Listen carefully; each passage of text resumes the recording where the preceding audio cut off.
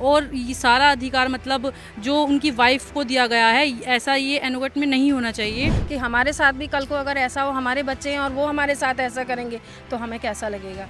उसकी life success हो और उसके बाद बीवी थोड़े समय में ही ये सब करके चली जाए और पेरेंट्स को अकेला, तो ये बहुत ही डिस्गस्टिंग है। तो ये जो वो छोड़ के सब शौर्य चक्र या पैसे लेके गई है, ये गलत है।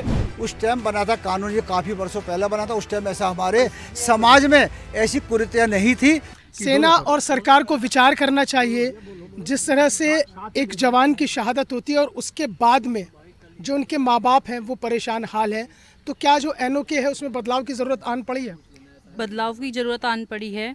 मैं ये कहना चाहूँगी कि उन्हें अधिकार मिलना चाहिए, जैसे कि हमारे सर ने बोला अभी कि माँ बाप जो होते हैं वो उन्हें फर्स्ट रखना चाहिए, और ये सारा अधिकार मतलब जो उनकी वाइफ को दिया गया है, ऐसा ये एनोगट में नहीं होना चाहिए। मैं आप लोगों से यही कहूँगी, फर्स्ट एंड पेरेंट्स मतलब वो आज दर दर की ठोकर खा रहे हैं इस चीज़ के लिए।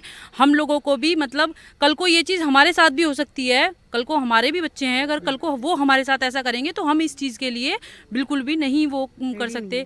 यही चीज़ है कि ये कहते हैं कल को अगर हम गलत कर रहे हैं या कुछ भी चीज़ लेकर, तो हमारे खुद इस चीज़ के लिए हम नहीं, मैं तो यही कहूँगी कि उन्हें फर्स्ट अपना वो मिलना चाहिए। ये तो शहादत का कोई मोल नहीं होता है। शहादत में बदलाव होना चाहिए, क्योंकि आगे और भी मतलब आगे आने वाली जनरेशन के साथ भी ऐसा हो सकता है, तो लड़कियों के लिए एक उदाहरण रहेगा कि इन फ्यूचर हमारे साथ भी ऐसा होगा, क्योंकि जो मतलब उनके पेरेंट्स को भी मिलना चाहिए। बीइंग ए वुमेन में एक सवाल जानना चाहता हूँ कि जो स्मृति ने किया, कीर्ति चक्र लेने के बाद वो अपने ससुराल छोड़कर मायके चली गई, ऐसा ही देहरादून में हुआ।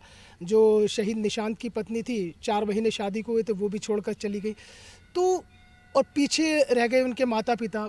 तो बीइंग ए वुमेन क्या उन्होंने सही किया? नहीं, बिल्कुल गलत किया। पूरा जीवन एक पेरेंट्स अपने बच्चे को बड़ा करने के लिए पौधे की तरह सींचते हैं, अपना पूरा जीवन ही बलिदान कर देते हैं ना, दिन रात पूरी तरह एफर्ट, उसकी लाइफ सक्सेस हो और उसके बाद बीवी थोड़े समय में ही ये सब करके चली जाए और पेरेंट्स को अकेला, तो ये बहुत ही डिस्गस्टिंग है। बहुत दुर्भाग्यपूर्ण है ये विषय कि उसने ऐसा किया।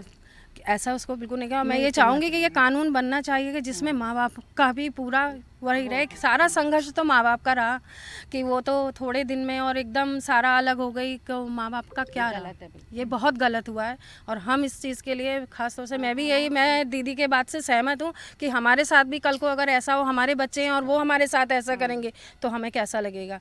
तो हम तो यही कहेंगे कि उन माँ बापों के साथ पूरा न्याय होना चाहिए और चेंज होना चाहिए। बिल्कुल चेंज होना चाहिए इसमें, जो भी कॉन्स्टिट्यूशन। आप क्या कहते हैं कि जो एक एनओके है, जो आर्मी में चल रही है व्यवस्था कि एक पत्नी को ही अधिकार दिए गए हैं, तो माता पिता को उसमें शामिल किया जाना चाहिए? देखिए, माता पिता को अवश्य इसमें शामिल किया जाना चाहिए। एक माता पिता अपने बच्चे को इसलिए पालते पोसते हैं कि उनके बच्चे बड़े होकर उनका नाम रोशन करेंगे। यदि बच्चों की इस तरह से शहादत हो जाती है और माता पिता को उसका कोई लाभ नहीं मिलता, उनका नाम शौर्य चक्र में नहीं आता, कि उन्हें उसका पुरस्कार नहीं मिल पाता, तो उन्हें निश्चित रूप से आत्मग्लानि होती है। कोई भी माता पिता यही चाहेगा कि मेरे बच्चे जब मेरा नाम रोशन करें तो उन्हें गर्व से उनका सीना चौड़ा हो जाता है।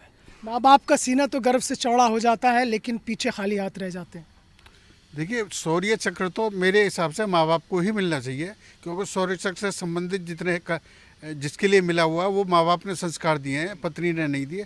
पैसा एक तरीके से डिवाइड हो सकता है 2 जगह या 3 जगह, परंतु शौर्य चक्र का अकेले हकदार माँ बाप हैं, इसके अलावा कोई नहीं। ये भी एक सवाल उठा है कि शौर्य चक्र के हकदार या जो भी सम्मान मिलता है एक शहादत के बाद, उसके हकदार माँ बाप है, पैसा दूसरी प्रायोरिटी हो सकता है। मेरा तो सबसे पहले जो देश के लिए शहीद हुए हैं उनको हम लोग सब मिलकर सबसे पहले श्रद्धांजलि देते हैं।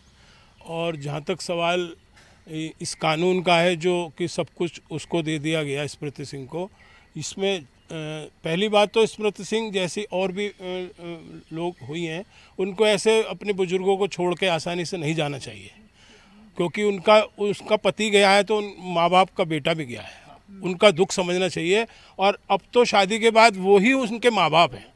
ऐसे संस्कार आजकल के माँ बाप को लड़कियों को देने चाहिए कि अब शादी के बाद जो सास ससुर हैं वही उसके असली माता पिता हैं, उनकी सेवा करें, वही तो सोचेंगे फिर उसके लिए, स्मृति के लिए, ऐसी उन लोगों के लिए।